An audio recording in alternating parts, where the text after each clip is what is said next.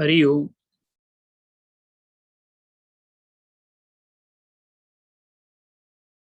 Arjuna is in fourth adhyaya. Bhagavan is not in fourth adhyaya. Bhagavan is in all adhyayas. The student Arjuna has definitely an idea about who Krishna is, but the extent and the depth of idea is pretty faint.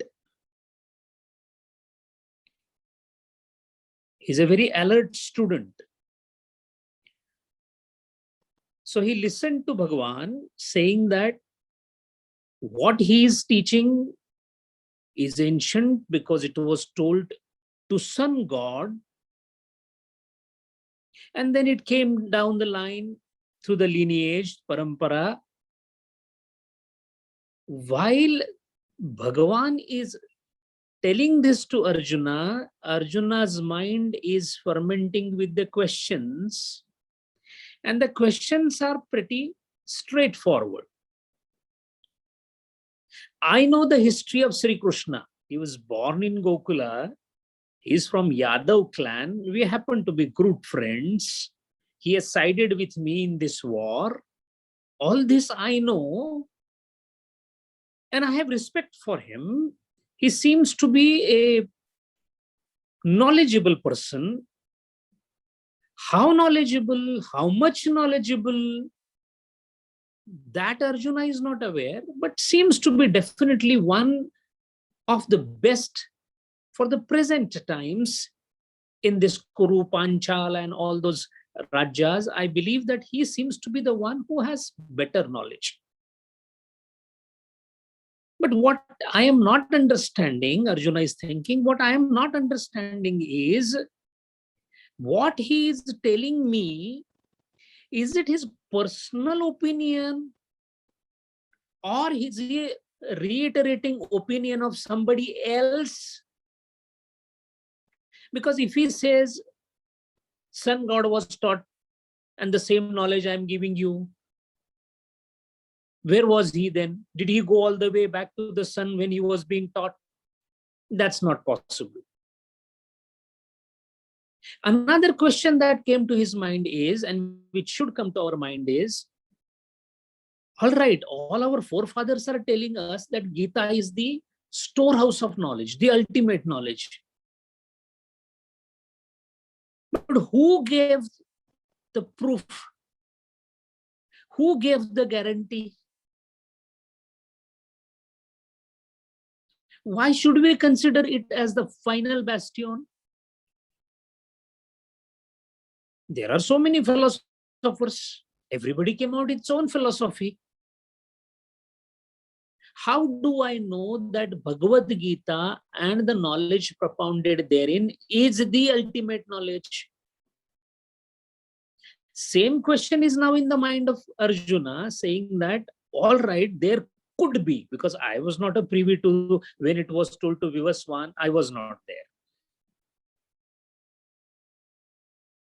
Frankly speaking, there is also a question lurking in the mind of Arjuna, which should come to our mind also, that sun is not a human being.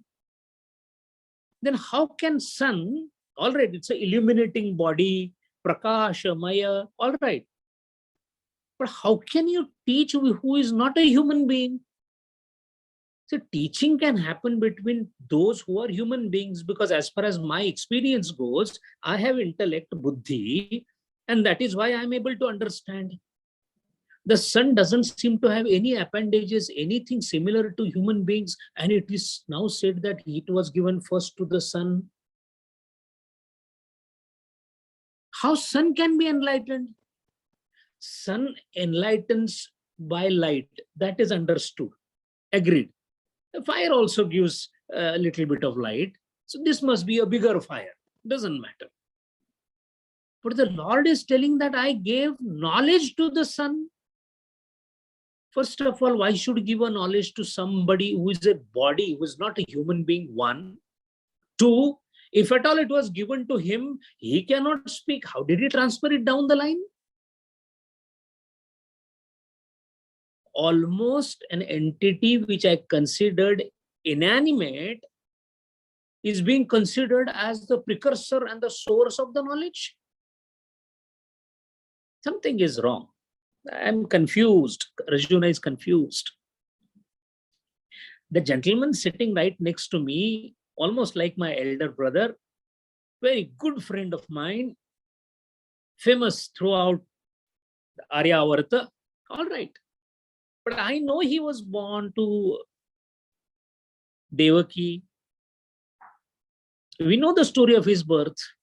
So almost a little bit of age, gap here and there, but he is my contemporary. And he is saying that this knowledge, all sun, then sun gave, and then it lost, and then I am reviving it. Questions are there in the mind of Arjuna. Some of the questions are expected by Bhagavan, so he himself is answering. What first he is answering? Sa eva. Sa eva means that ancient knowledge of which I spoke in the first 3 chapters, that knowledge. How old is that knowledge? It is not from me. It is not contemporary knowledge. It is ancient knowledge. Pura tanha. Pura, paschat. Pura means earlier. Paschat, afterwards.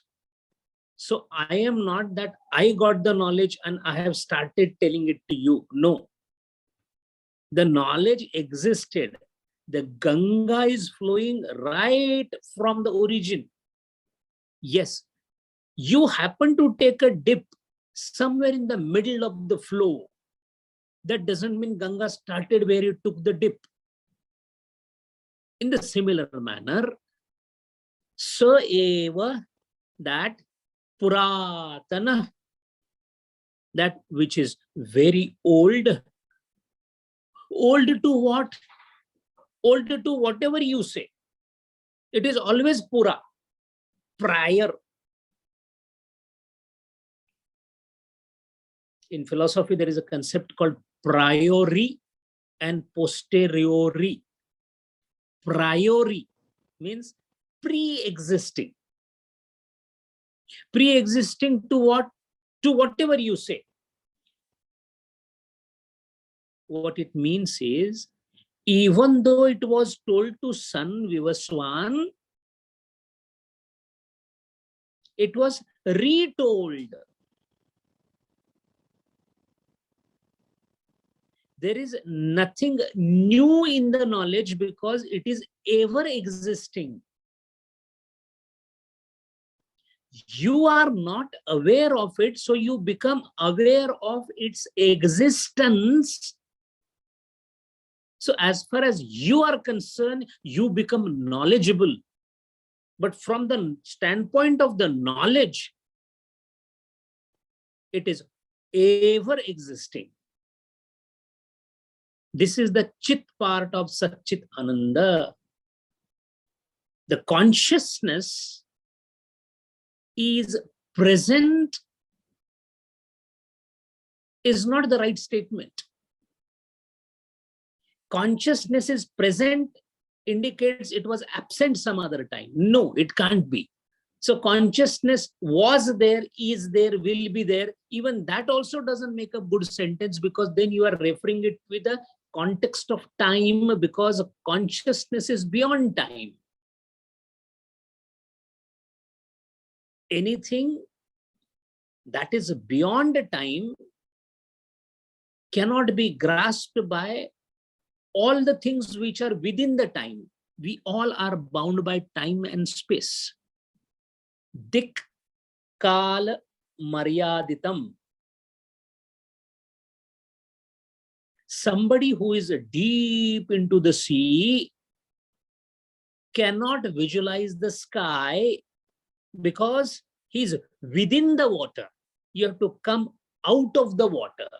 Similarly, anything that is delimited by time and space, dik and kal, cannot understand that which is beyond Dik and Kala. And the simplest definition of Rahasya or Chamatkara, miracle, is anything that is beyond time and space is always a Rahasya for the one who is within the time and space.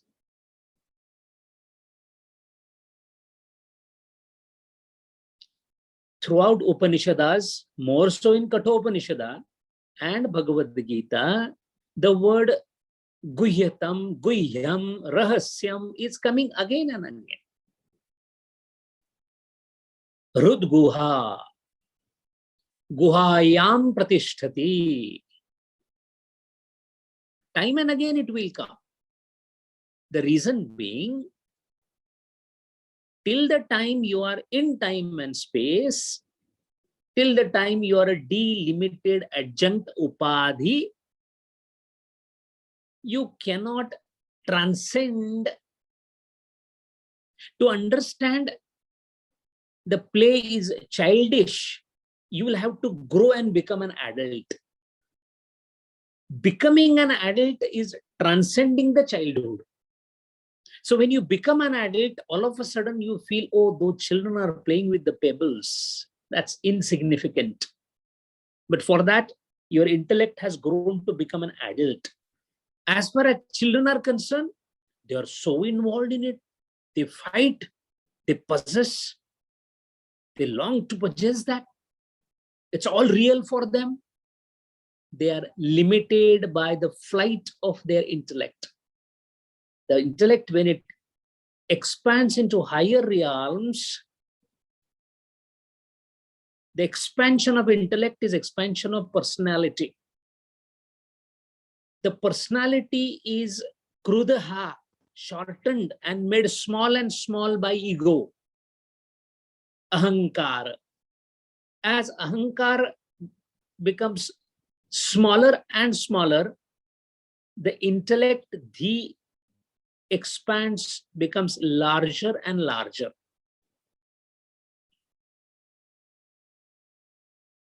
Laghu chetasam becomes Bahu chetasam. Only when that happens, one will be able to understand it. So Arjuna at this point of time is a person bound by time and space. He is still not a realized soul. Else he wouldn't have asked this question to Bhagavan, and Bhagavan wouldn't have even advised him anything. He is within time space. Bhagavan is beyond time and space, but has entered within time and space as a human being. Avatara, avataritam, descending. Descended from where? Descended from that place which is beyond time and space into the realm of time and space. And that is what is called as a Leela. A small person doing an act which is beyond his capacity is definitely astonishing. A human being like us, Usain Bolt, ran 100 meters as the fastest human being on the earth. It is astonishing. He crossed the boundaries of a common man in running. So any small thing doing larger thing is astonishing. But more difficult is a mighty thing when it tries to assume smaller thing. That is the most difficult of all. Getting provoked by anger when you are unnecessarily troubled is a common thing. And you will react, return the verbal abuse, or even you will punch the person saying that, how dare you talk to me like that, etc., etc. But knowing fully well that you can react if you decide to accept everything. knowing fully well that I can react, Mahatma Gandhi decided to receive the blow. Whose well-wisher he was, that requires enormous amount of power. So similarly, the one who created this world decided to become a creation and come into the creation. That is the most astonishing part, and that is why it is called as avatar. Avatar is a miracle. Why? Somebody who is beyond time and space comes inside time and space, assumes one of his creations shape and form. And why this avatarana? What a great sacrifice. Somebody who is at the peak and pinnacle, somebody whose nature itself is Satchit Ananda, has decided to become a human being. And for what? For the welfare. Sambhavami yuge yuge. This theme, this principle of this adhyaya is going to come in another 2-3 shlokas. Those two great shlokas, the two great shlokas are going to come. And those shlokas are going to talk about how, Arjuna, I come here and why I come here. But that shlok is yet to come. That is why, just in anticipation to clear Arjuna and his doubt, Bhagavan says, I am not talking as a human being who just yesterday realized some new knowledge. It is not a discovery of uranium or anything. And he knew very well that Arjuna is thinking that the gentleman standing besides me is Sri Krishna Nanda Baba Yadav. Mr. Sri Krishna Nanda Baba Yadav is speaking. He is still not aware to the extent that he should be, that he is Bhagwan himself in the garb of Sri Krishna Nanda Baba Yadav. So Bhagwan is saying, I am not telling anything from my own. This is Sa Eva Puratanaha. Then Puratana, even there is a Gandharva Vidya. That I am not teaching you. None of those secular Vidyas I am talking. Why? None of the secular Vidyas are involved in yoga.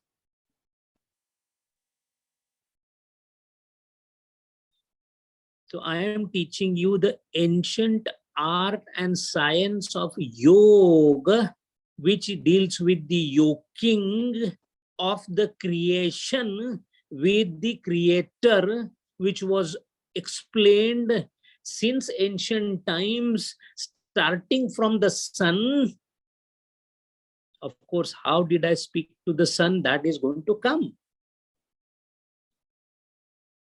Because you have a wrong notion that somebody who is on 2 legs with 2 arms with 2 eyes like you are the only recipient of knowledge. You have a Santa Buddhi, limited Buddhi, so your idea of Vishwa is quite limited, Arjuna. There is so much beyond your scope to understand. So how I, in a different form, delivered the same knowledge to Vivaswan, who in turn gave it to by Parampara. I created Acharya Parampara, because once I put the flame to the lamp, now I don't need to work. The lamp itself can be the flame to some another lamp. And that is how the chain of succession and Deepavali will continue. So Arjuna, be clear. That only I'm talking. I'm not talking from my mind or anything. There is only one knowledge, which is not secular, which deals with yoga, which is not personal, which is not Kala Vashat. Just because somebody required to destroy another country, so they devised a missile. So missile knowledge came. This is not knowledge of that type. This is not a situational knowledge.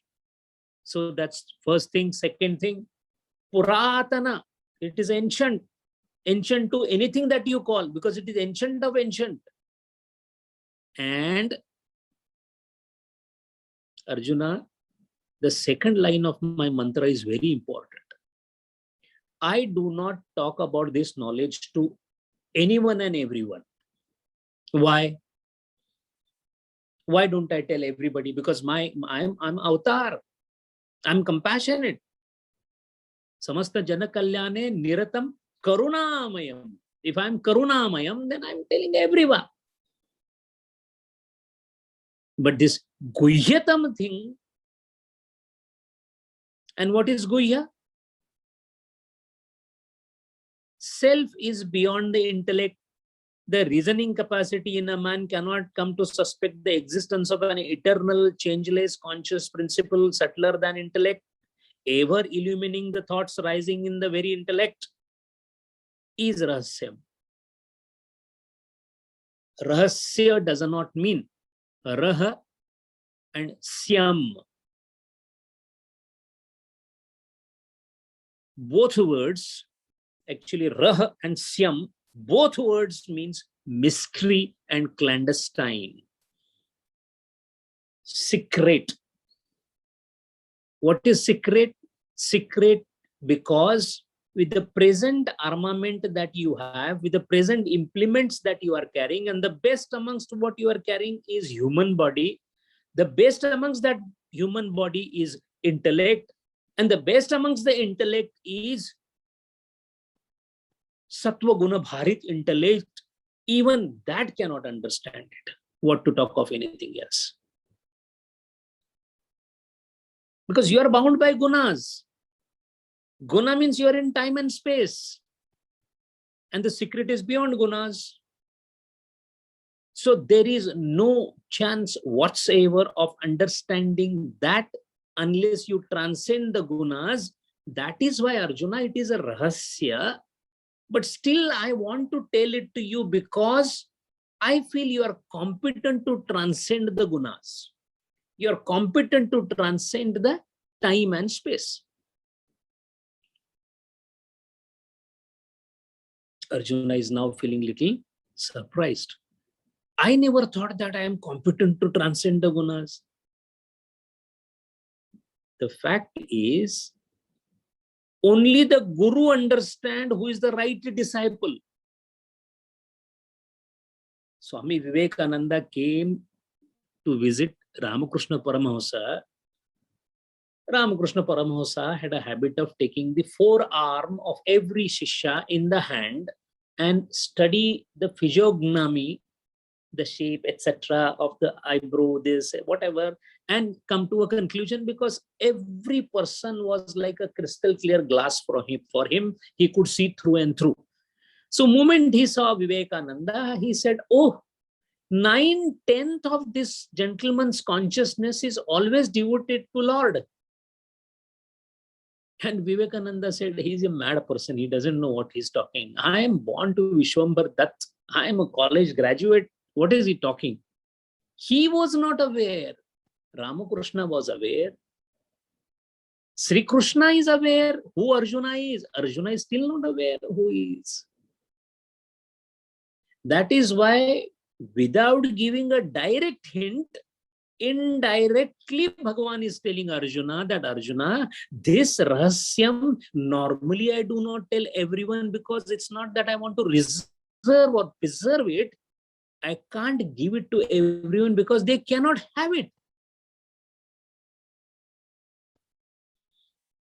If we take a farmer who has never been to a school and we decide we will teach theory of relativity of Einstein to him, the intention is very noble, but no use. Why? It is beyond the intellectual capacity of a farmer to understand the theory of relativity, as simple as that. But if there is a student who is PhD in fundamental science of physics, and now he wants to know The inner details of theory of relativity, yes, now it is matching. Now you need a good professor, an authoritative professor with an authority to discuss, so that the higher vistas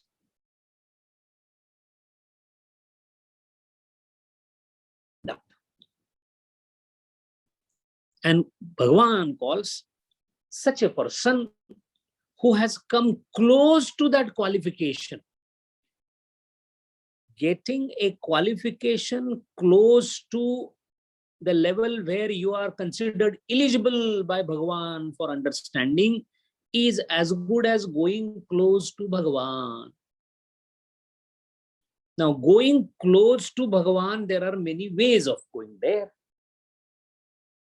The beginning for all the yogas we do through the Karma Yoga, because Chitta Shuddhi is the first step. I purify myself.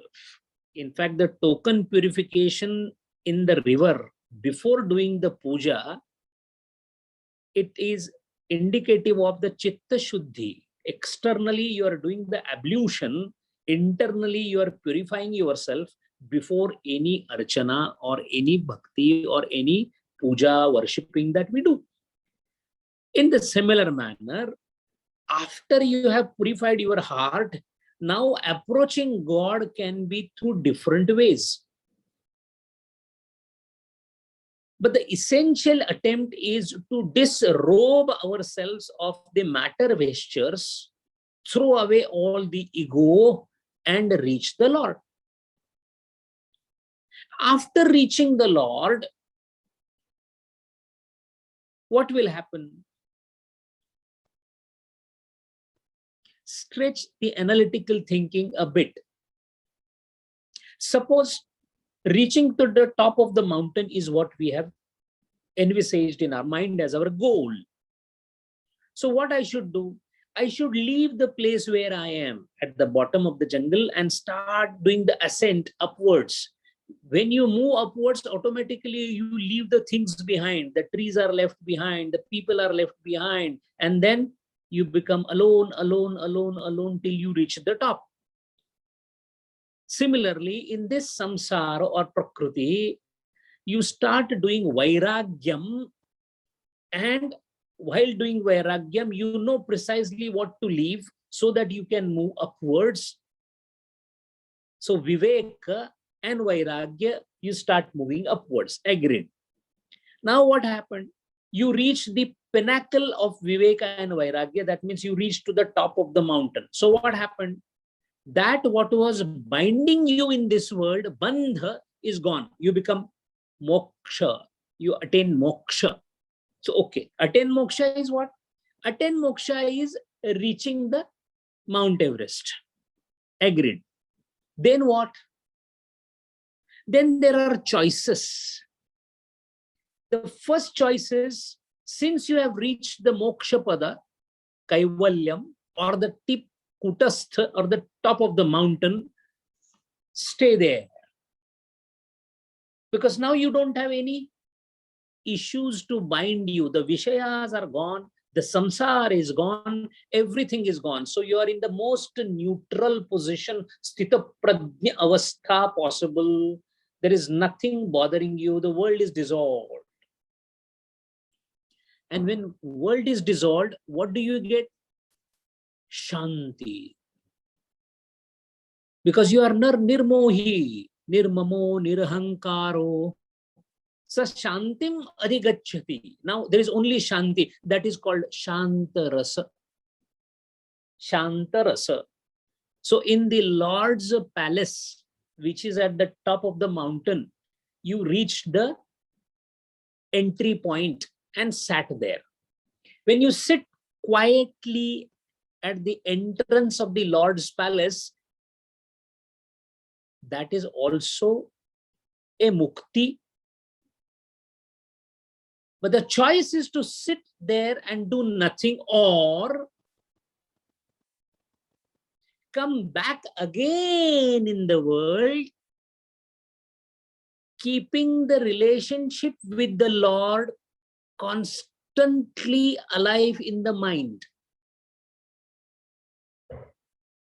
So when you go and sit at the entry of the Lord's palace,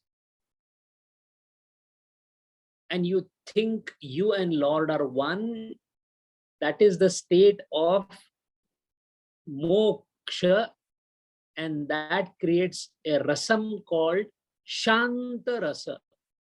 Sa Shantim Adhigachati. The Sreshtatva of Bhakti Marga is, after this the Bhakti starts. That is called Jnanottara Bhakti. Now what has happened is, you have consciously abandoned the Shanta Rasa that you have and the Vibhaktata that you have, and you tell Lord that, Lord, all